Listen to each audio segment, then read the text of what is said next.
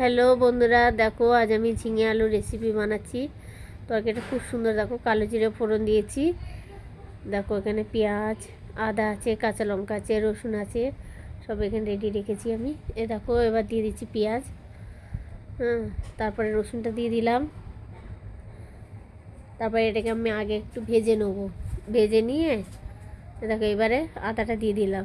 দিয়ে এবার আমি একটু নেড়ে নেবো। দেখেছো কত সুন্দর কালারটা এসছে, দেখো কত সুন্দর। এবার পেঁয়াজ লাল হয়ে গেছে, এবার আমি আলুগুলো দিয়ে দেবো। আলুগুলো দিয়ে আমি একটু নেড়ে এটাকে আমি এবারে ঢাকা দিয়ে দেবো। আলুটা যাতে একটু সিদ্ধও হয়ে যাবে, ভাজাও হয়ে যাবে, লালচে কালার এসে যাবে, দেখবে। দেখো কত সুন্দর হয়েছে এবার কালারটা। এবার দেখো আমি দিয়ে দিলাম হলুদ। দেখো এবার এক এক করে লঙ্কার গুঁড়ো দিয়ে দিলাম, জিরা পাউডার দিয়ে দিলাম, ধনিয়া পাউডার, দেখো স্বাদ মতন লবণ দিয়ে দিলাম। দিয়ে আমি এটাকে আবার একটু নেড়ে নেব। নিয়ে আমি এবারে ঢেকে দেবো একটু। দেখো ঝিঙেও দিয়ে দিয়েছি। দেখো দিয়ে আমি বেশিক্ষণ এটাকে কষবো না, জাস্ট অল্প টাইম কষবো।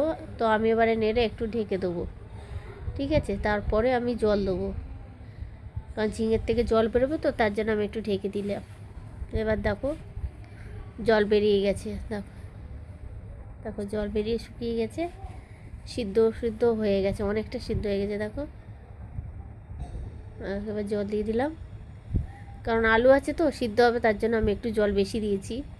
আর মশলাগুলো কিন্তু আমার নিজের ঘরেরই মশলা, যে কারণে আমার জিরে গুঁড়ো, ধনিয়া পাউডার, লঙ্কার গুঁড়ো, হলুদ গুঁড়ো সব আমি ঘরে বানাই। তো বন্ধুরা ঘরে বানিয়ে মশলা করে দেখবে, খুব সুন্দর টেস্ট লাগবে। দেখো আমার তরকারি হয়েও গেছে। দেখো একটু জল জল রাখবো, কারণ বলো তো আলু তো শুকিয়ে যাবে ঝোলগুলো।